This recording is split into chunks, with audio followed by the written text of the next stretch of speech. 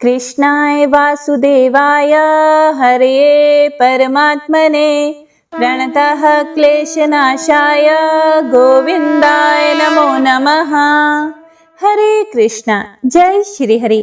आप सभी भक्तों का दिन शुभ और मंगलमय हो। हे प्रिय भक्तों, आज कार्तिक मास का 27वां पावन प्रभात उदित हुआ है। यह हमें याद कराता है कि जब मन प्रभु के चरणों में समर्पित होता है तब हर सांस पूजा बन जाती है।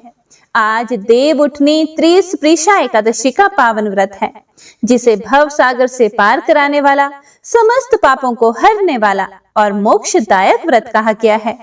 पुराणों में ऐसा वर्णन आता है कि जो भक्त इस दिन उपवास, हरि स्मरण और कथा श्रवण करते हैं, उन्हें तीनों लोकों में पुण्य की प्राप्ति होती है।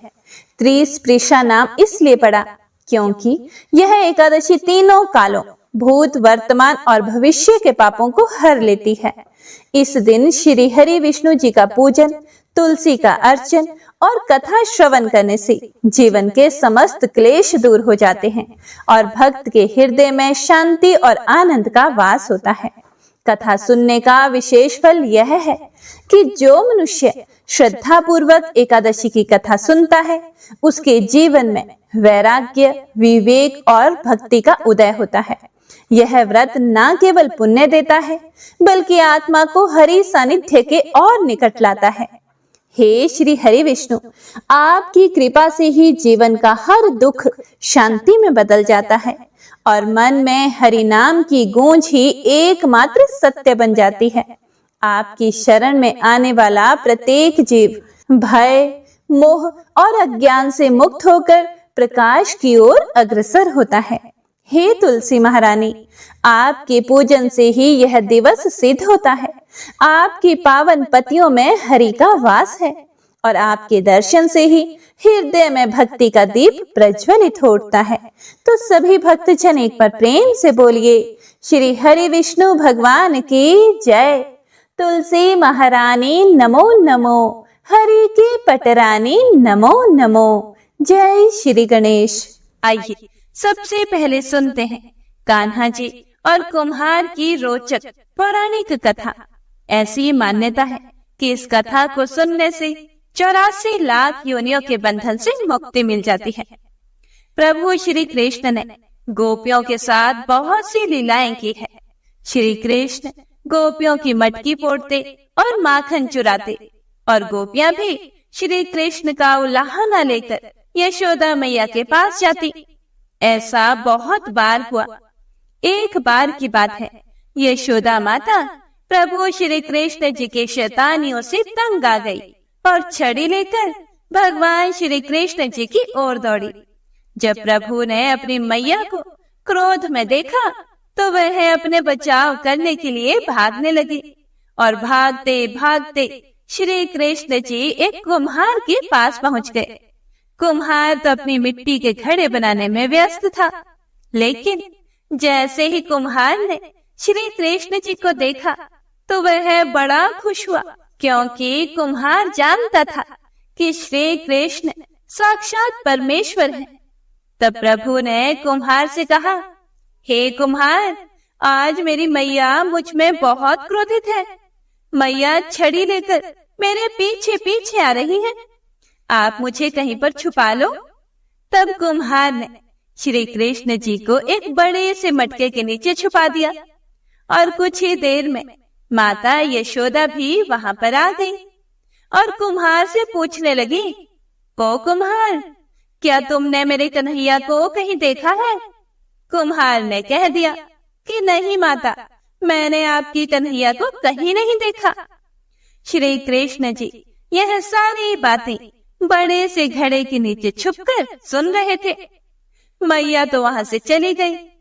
अब प्रभु श्री कृष्ण जी कुम्हार से कहते हैं, हे कुम्हार, यदि मैया चली गई हो तो मुझे इस घड़े से बाहर निकालो। कुम्हार बोला, ऐसे नहीं प्रभु जी, पहले मुझे 84 लाख योनियों के बंधन से मुक्त करने का वचन दो। भगवान मुस्कुराए और कहा कि ठीक है, मैं तुम्हें 84 लाख योनियों से मुक्त करने का वचन देता हूँ। अब तो तुम मुझे बाहर निकालो। कुम्हार कहने लगा, मुझे अकेले नहीं प्रभु जी, मेरे परिवार के सभी लोगों को भी 84 लाख योनियों के बंधन से मुक्त करने का वचन दो, तो मैं आपको इस घड़े से बाहर निकालूंगा। भगवान श्री कृष्ण कहते हैं कि चलो ठीक है, उनको भी 84 लाख योनियों के बंधन से मुक्त होने का मैं वचन देता हूँ। अब तो तुम मुझे घड़े से बाहर निकालो। अब कुम्हार फिर से कहता है कि बस प्रभु जी, एक विनती और है, उसे भी पूरा करने का वचन दो, तो मैं आपको घड़े से बाहर निकाल दूं। भगवान बोले कि वो भी बता दो, क्या कहना चाहते हो। कुम्हार कहने लगा कि हे प्रभु, जिस घड़े के नीचे आप छुपे हो, उसकी मिट्टी मेरे बैलों के ऊपर लाद कर लाई गई है। मेरे इन बैलों को भी 84 के बंधन से मुक्त करने का वचन दो। भगवान ने कुम्हार के प्रेम पर प्रसन्न होकर उन बैलों को भी 84 के बंधन से मुक्त होने का वचन दे दिया।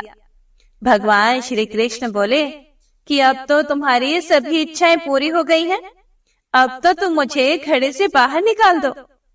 तब कुम्हार कहता है कि अभी नहीं भगवान, बस एक अंतिम इच्छा और है, उसे भी पूरा कर दीजिए। और वह यह है कि जो भी प्राणी हम दोनों के बीच के संवाद को सुनेगा, उसे भी आप 84 लाख योनियों के बंधन से मुक्त करोगे। बस यह वचन दे दो, तो मैं आपको इस घड़े से बाहर निकाल दूंगा। कुम्हार की प्रेम भरी बातों को सुनकर प्रभु श्री कृष्ण जी बड़े खुश हुए और कुम्हार की इस इच्छा को भी पूरा करने का वचन दिया। फिर कुम्हार ने बाल श्री कृष्ण जी को घड़े से बाहर निकाल दिया, उनके चरणों में साष्टांग प्रणाम किया, भगवान श्री कृष्ण के चरण धोए और उनका चरणामृत पिया। अपनी पूरी झोंपड़ी में भी चरणामृत का छिड़काव किया और प्रभु जी को गले लगाकर इतना रोया कि प्रभु में ही विलीन हो गया। हे प्रिय भक्तों, जो बाल श्री कृष्ण जी 7 कोस लंबे चौड़े गोवर्धन पर्वत को अपनी एक उंगली से उठा सकते हैं, तो क्या वो एक घड़ा नहीं उठा सकते थे? लेकिन बिना प्रेम रिझे नहीं नटवर नंद किशोर। कोई कितने भी यज्ञ करे, अनुष्ठान करे, कितना भी दान करे, चाहे कितनी भी भक्ति करे, लेकिन जब तक मन में प्राणी मात्र के लिए प्रेम नहीं होगा, प्रभु श्री कृष्ण मिल नहीं सकते। तो प्रेम से बोलिए श्री राधा रानी सरकार और भगवान श्री कृष्ण की जय। हे प्रिय भक्तों, अब आइए सुनते हैं आज की महात्म्य कथा, जिसमें आज हम जानेंगे कार्तिक मास में तुलसी जी की महिमा के बारे में। कार्तिक के महीने में जो भी भक्त नियम स्नान करके पवित्र होकर कोमल तुलसी दल से भगवान श्री हरि विष्णु जी की पूजा करते हैं, वह निश्चय ही मोक्ष को प्राप्त करते हैं। पूर्व काल में भक्त विष्णुदास भक्ति पूर्वक तुलसी पूजन से शीघ्र ही भगवान के धाम को चला गया था और राजा चोर उसकी तुलना में गौण हो गए। तुलसी जी से भगवान की पूजा पाप का नाश और पुण्य की वृद्धि करने वाली है। अपनी लगाई हुई तुलसी जितना ही अपनी जड़ को फैलाती है, उतने ही सहस्त्र युगों तक मनुष्य ब्रह्मलोक में प्रतिष्ठित रहता है। अगर कोई तुलसी मिले जल में स्नान करता है, तो वह पाप मुक्त होकर धन्य हो जाता है। जिसके घर में तुलसी का पौधा विद्यमान है, उसका घर स्वयं तीर्थ के समान हो जाता है। वहां यमराज के दूत भी नहीं जाते। जो मनुष्य तुलसी काष्ठ संयुक्त गंध धारण करता है, कोई पाप उसके शरीर का स्पर्श नहीं कर पाते। जहाँ तुलसी वन की छाया हो, वहीं पर पितरों की तृप्ति के लिए श्राद्ध करना चाहिए। जिसके मस्तक पर तुलसी जी के पत्ते की छाया अर्थात निशानी दिखाई देती है, उस पर भूत प्रेत की कोई छाया नहीं पड़ सकती। आदि काल में हरिमेधा और सुमेधा नाम के 2 ब्राह्मण थे। वे जाते जाते किसी दुर्गम वन में परिश्रम से व्याकुल हो गए, तो वहां उन्होंने एक स्थान पर तुलसी दल देखा। सुमेधा ने तुलसी जी का महान वन देखकर उसकी परिक्रमा की और भक्ति पूर्वक प्रणाम किया। यह सब देखकर हरि मेधा ने उनसे पूछा कि तुमने अन्य सभी देवताओं और तीर्थ व्रतों के रहते केवल तुलसी वन को प्रणाम क्यों किया? तब सुमेधा ने बताया कि प्राचीन काल में जब दुर्वासा के श्राप से देवराज इंद्र का ऐश्वर्य छिन गया था, तब देवताओं और असुरों ने मिलकर समुद्र मंथन किया था। तब धन्वंतरी रूप भगवान श्री हरि और अन्य दिव्य औषधियां प्रकट हुई। उन दिव्य औषधियों में मंडलाकार तुलसी जी उत्पन्न हुई, जिसे ब्रह्मा आदि देवताओं ने श्री हरि को समर्पित किया और भगवान ने उसे तुरंत ही ग्रहण कर लिया। भगवान नारायण संसार की रक्षक और तुलसी जी उनकी प्रियतमा है, इसीलिए मैंने उन्हें प्रणाम किया है। सुमेधा इस प्रकार बोल ही रहे थे कि सूर्य के समान अत्यंत तेजस्वी विमान उनके निकट उतरा। उन दोनों के समक्ष ही वहां एक बरगद का वृक्ष गिर पड़ा और उसमें से 2 दिव्य पुरुष प्रकट हुए। उन दोनों ने हरिमेधा और सुमेधा को प्रणाम किया। तब दोनों ब्राह्मणों ने उनसे पूछा कि आप कौन हैं और हमें प्रणाम क्यों कर रहे हैं? तब उनमें से जो बड़ा था वह बोला, मेरा नाम आस्तिक है। एक दिन मैं नंदन वन में क्रीड़ा करने गया था, तो देवांगनाओं ने मेरे साथ इच्छा अनुसार विहार किया। उस समय उन युवतियों के हार के मोती टूटकर तपस्या करते हुए लोमश ऋषि पर गिर पड़े और यह देखकर मुनि को बड़ा क्रोध आया। उन्होंने सोचा कि स्त्रियां तो परतंत्र होती हैं, इसीलिए यह उनका अपराध नहीं, अवश्य ही दुराचारी आस्तिक ही श्राप के योग्य है। ऐसा सोचकर उन्होंने मुझे ही श्राप दे डाला कि अरे तू ब्रह्म राक्षस होकर बरगद के पेड़ पर निवास कर। जब मैंने उनसे विनती करके उन्हें प्रसन्न किया, तो उन्होंने शाप से मुक्ति की विधि सुनिश्चित कर दी और कहा कि जब तो किसी योग्य ब्राह्मण के मुख से तुलसी दल की महिमा सुनेगा, तो तत्काल ही तुझे उत्तम मोक्ष की प्राप्ति हो जाएगी और तू श्राप से भी मुक्त हो जाएगा। इस प्रकार मुक्ति का शाप पाकर मैं चिरकाल से इस वट वृक्ष पर निवास करता था और आज दैव योग से आपके दर्शन से मुझे मुक्ति मिल गई है। फिर वे दोनों श्रेष्ठ ब्राह्मण परस्पर पुण्यमय तुलसी जी की प्रशंसा करते हुए तीर्थ यात्रा को चल दिए। इसीलिए भगवान विष्णु को प्रसन्नता देने वाले इस कार्तिक मास में तुलसी जी की पूजा अवश्य ही करनी चाहिए। द्वापर युग का प्रारंभ कार्तिक शुक्ल नवमी को हुआ था, इसीलिए कार्तिक शुक्ल नवमी से एकादशी तक मानव विधि विधान से तुलसी विवाह का उत्सव करे तो उसे सर्वश्रेष्ठ दान कन्यादान का फल प्राप्त होता है। पूर्व काल में कनक की पुत्री केशौरी ने एकादशी के दिन संध्या के समय तुलसी जी की वैवाहिक विधि संपन्न की थी। इससे वह वैधव्य दोष से मुक्त हो गई थी। आइए अब जानते हैं तुलसी जी के विवाह की विधि क्या है। अपनी भक्ति और सामर्थ्य के अनुसार 1, आधा, चौथाई या 9 मिश्रित धातुओं से विष्णु जी और तुलसी जी की प्रतिमाएं बनवाएं। आप मिट्टी की प्रतिमाएं भी बनवा सकते हैं। फिर तुलसी जी और भगवान श्री हरि विष्णु की प्रतिमा में प्राण प्रतिष्ठा करके स्तुति आदि के द्वारा भगवान को निद्रा से जगाएं। फिर पुरुष सूक्त से या षोडशोपचार से पूजा करें। पहले देश का स्मरण करके गणेश जी का पूजन करें। फिर पुण्य वाचन करके वेद मंत्रों का उच्चारण करते हुए शंख और घंटी बजाते हुए भगवान विष्णु की प्रतिमा को तुलसी जी के समीप लाकर रख दें। प्रतिमा को सुंदर वस्त्र और अलंकारों से सजाएं। तुलसी जी की प्रतिमा के स्थान पर आप तुलसी जी के पौधे का प्रयोग कर सकते हैं। उस समय भगवान का आवाहन इस प्रकार करें हे भगवान केशव, आइए आइए देव, मैं आपकी पूजा करूंगा या करूंगी। आपकी सेवा में तुलसी को समर्पित करूंगी। आप मेरे सभी मनोरथों को पूर्ण कीजिए। फिर 3 बार अर्घ और पाद्य अर्पण करके भगवान को समर्पित कर दें। फिर कांसे के पात्र में दही, घी और शहद रखकर उसे कांसे के ढक्कन से ढककर भगवान को अर्पण करते हुए इस प्रकार कहें, हे श्री हरि, हे वासुदेव, आपको नमस्कार है।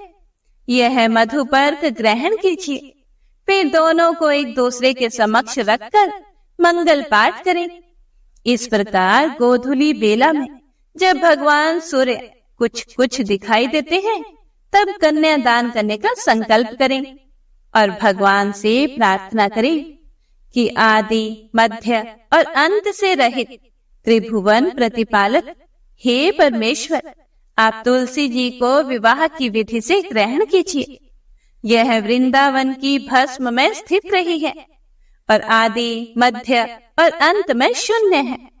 आपको तुलसी जी अत्यंत प्रिय है, इसीलिए मैं इन्हें आपकी सेवा में समर्पित करती हूँ। मैंने जल के घड़ों से सींचकर और अन्य सभी प्रकार की सेवाएं करके अपने पुत्री की तरह इन्हें पाला पोसा और बढ़ाया है, और आपकी तुलसी अब आपको ही समर्पित कर रहा हूँ। इसीलिए हे प्रभु, आप कृपया करके इसे ग्रहण कीजिए। भगवान विष्णु को फिर तुलसी जी का दान करके तुलसी जी और भगवान विष्णु जी की पूजा करें। अगले दिन प्रातः काल में फिर से पूजा करके अग्नि की स्थापना करके उसमें 12 मंत्र से खीर, घी, मधु और तिल मिश्रित द्रव्य को 108 आहुति दी। आप चाहें तो पंडित जी को बुलवाकर होम की शेष पूजा भी करवा सकते हैं। तब भगवान से प्रार्थना करके कहें कि हे प्रभु, आपकी प्रसन्नता के लिए मैंने यह व्रत किया। इसमें जो कुछ भी कमी रह गई हो वह आपके प्रसाद से पूर्णता को प्राप्त हो जाए। अब आप तुलसी जी सहित वैकुंठ धाम को पधारे। आप मेरे द्वारा की गई पूजा से संतुष्ट होकर मुझे कृतार्थ करते रहें। इस प्रकार व्यक्ति तुलसी विवाह का पारायण करके फिर भोजन करें और भोजन करने के बाद तुलसी जी के अपने आप गिरे हुए पत्तों को खाकर सभी पापों से मुक्त होकर भगवान के धाम को प्राप्त हो जाता है। भोजन में आंवला और बेर का फल खाने से हर प्रकार का दोष भी दूर हो जाता है। ओम नमो नारायणाय। अगले अध्याय में हम जानेंगे कि तुलसी दल किस प्रकार से तोड़ने चाहिए और तुलसी दल कब कब तोड़ने चाहिए और कब नहीं तोड़ने चाहिए। इसके बारे में आप अगले अध्याय में जरूर सुनेगा।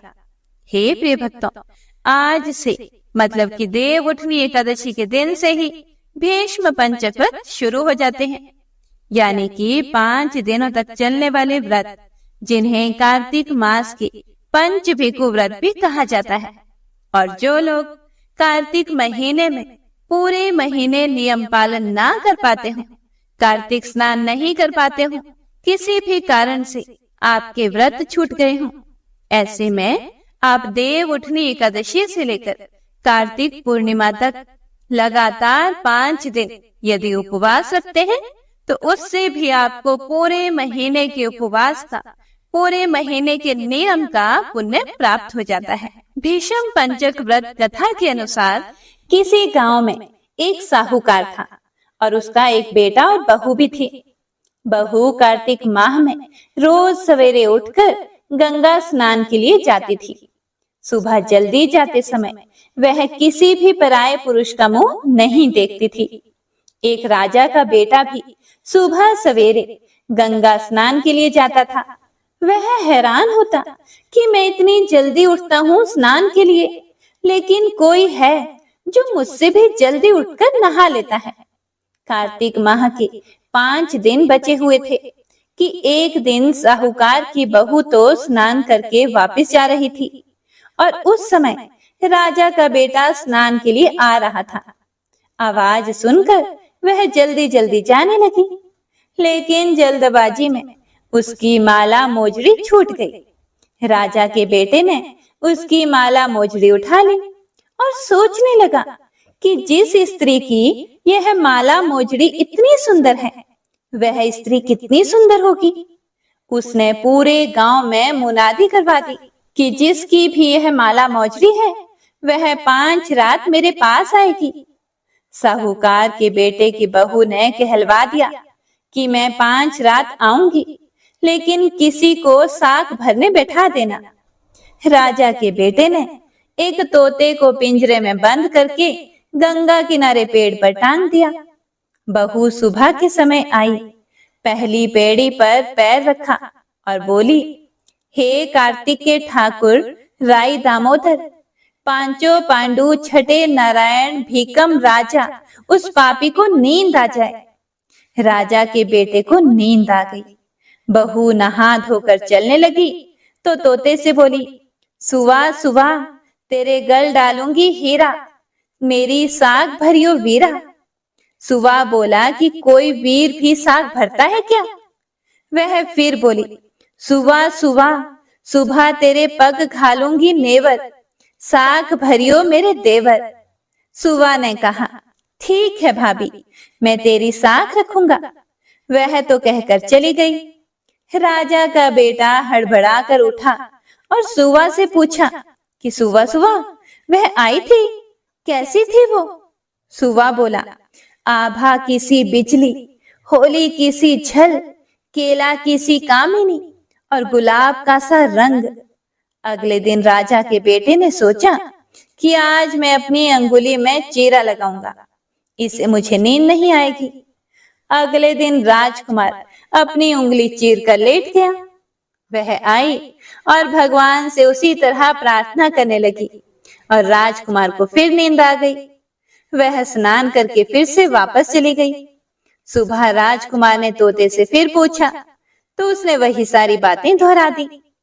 अब राजकुमार बोला कि मैं आज रात में आंखों में मिर्ची डालकर बैठूंगा।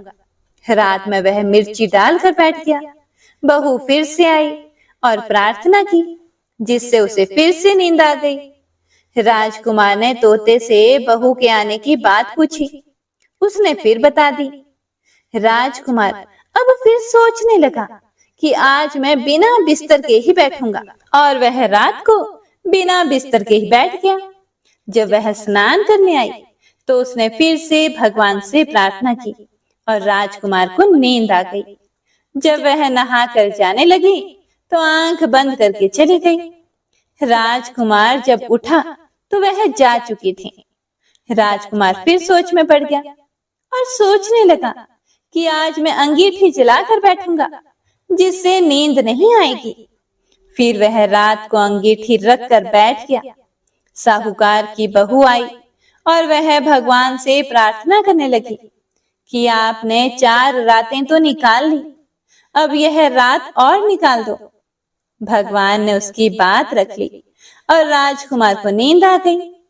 जब वह नहा कर जाने लगी तो तोते से बोली कि इस पापी को कह देना कि यह 5 रातें पूरी हो चुकी हैं, वह मेरे मोतियों की माला मेरे घर भिजवा दे।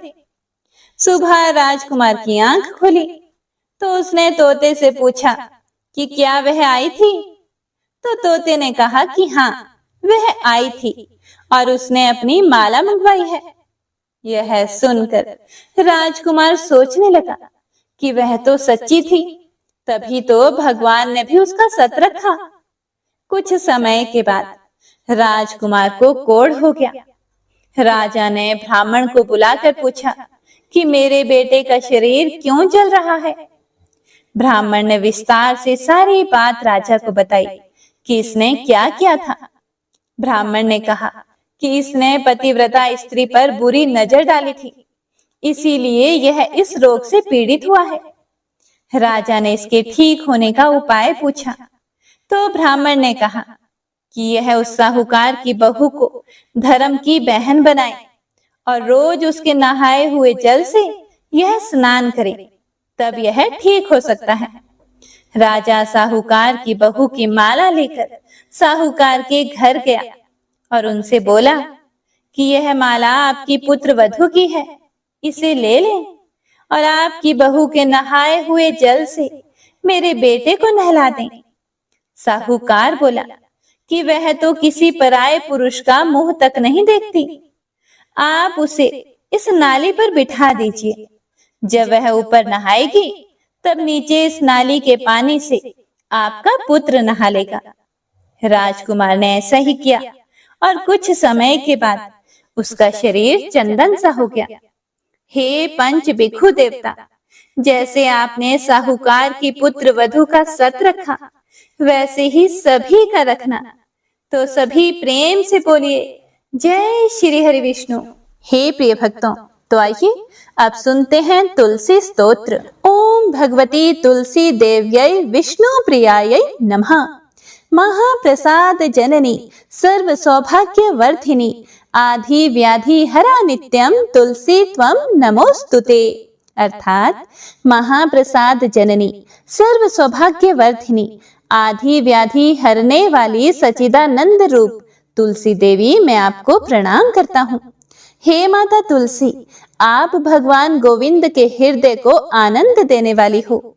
मैं आपको भगवान नारायण की पूजा करने के लिए चुनता हूँ, आपको प्रणाम करता हूँ। देवी तुलसी माँ को मेरा प्रणाम, मैं आपको नमन करता हूँ। हे विश्व की पालक, आप श्री हरि की परम प्रिय हैं। हे देवी, आपकी शक्ति के कारण ब्रह्मा से लेकर सभी देवता संसार को बनाने, बनाए रखने और उसका अंत करने में सक्षम है। इसका अर्थ है कि आपके कारण ही ब्रह्मा जी के साथ अन्य देवता गण सृष्टि के निर्माण, उसके पालन पोषण और विनाश में लगे हुए हैं। देवी तुलसी जी, आपको मेरा प्रणाम। जो जीवन में कल्याण लाती हैं, उस देवी तुलसी को नमस्कार है। जो श्री विष्णु जी की प्रिय हैं और जो शुभ हैं, मुक्ति प्रदान करने वाली और समृद्धि प्रदान करने वाली देवी तुलसी को मेरा नमस्कार है। देवी तुलसी को नमस्कार। हे देवी, कृपया मुझे सभी प्रकार के दुर्भाग्य और विपत्तियों से बचाए रखना।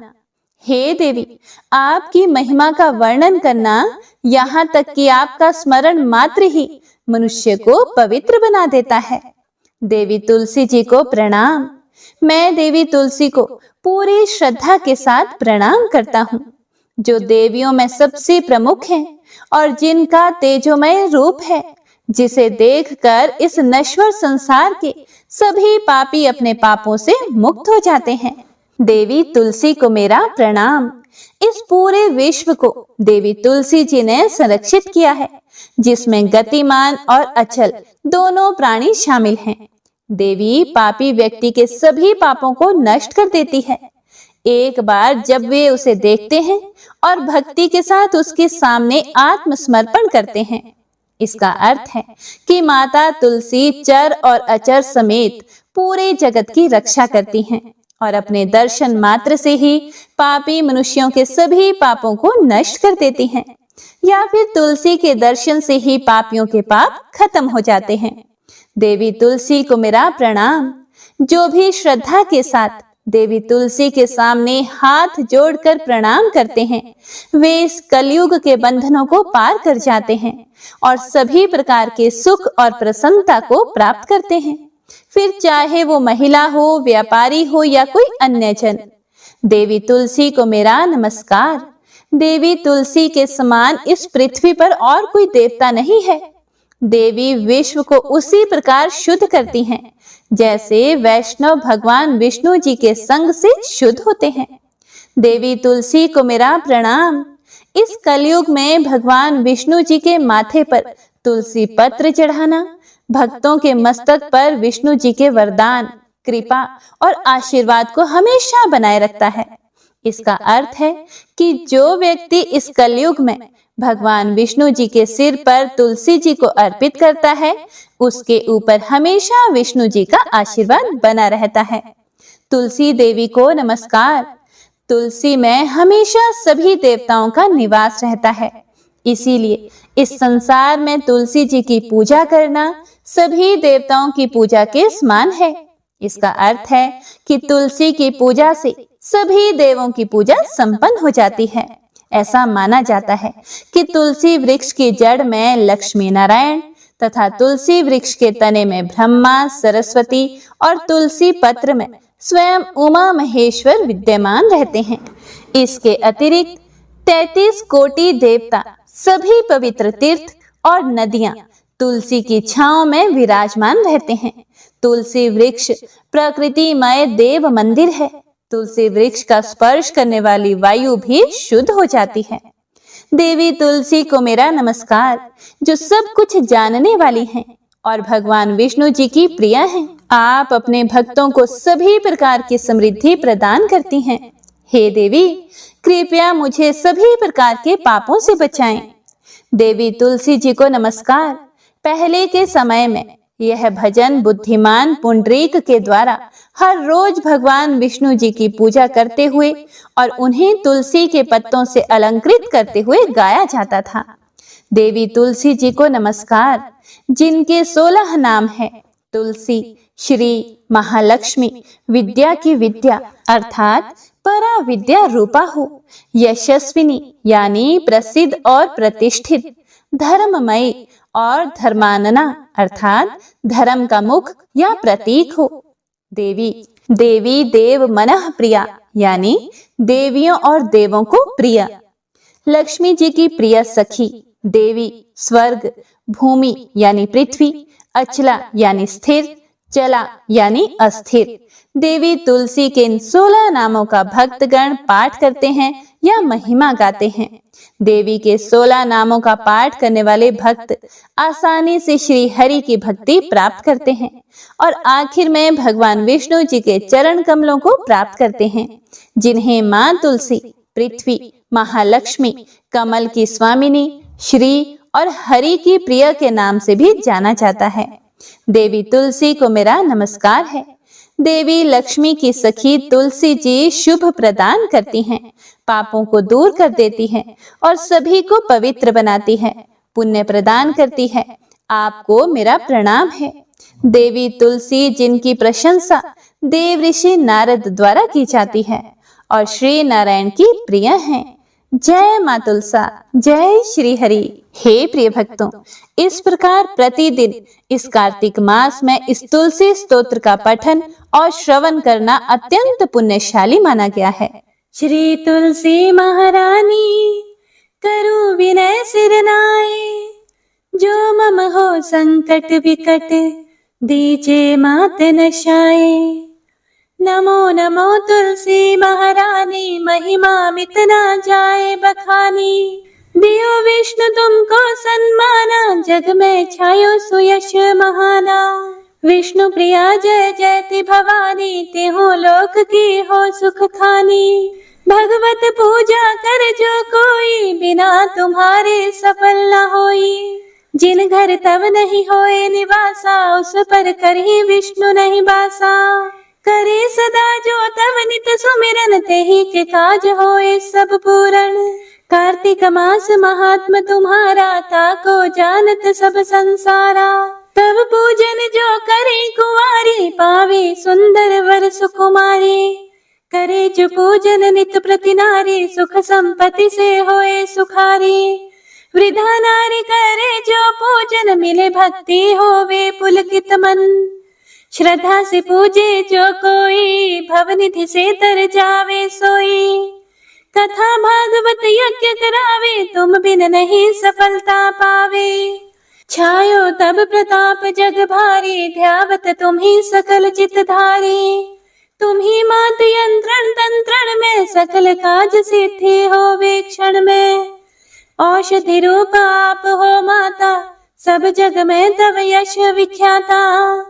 देव ऋषि मुनियों तपधारी, करत सदा तव जय जयकारी। वेद पुरातन तव यश गाया, महिमा गम पार नहीं पाया। नमो नमो जय जय सुख कारिणी, नमो नमो जय दुख निवारणी। नमो नमो सुख संपत्ति देनी, नमो नमो अघ काटन छेनी। नमो नमो भक्तन दुख हरनी, नमो नमो दुष्टन मद छेनी। नमो नमो भव पार उतारनी, नमो नमो परलोक सुधारनी। नमो नमो निज भक्त उबारनी, नमो नमो जन काज सवारनी, नमो नमो जय कुमति निशावनी, नमो नमो सुख उपजावनी। जयति जयति जय तुलसी माई, ध्याओ तुमको शीश नवाई। निज जन जानि मोहि अपनाओ, बिगड़े कारज आप बनाओ।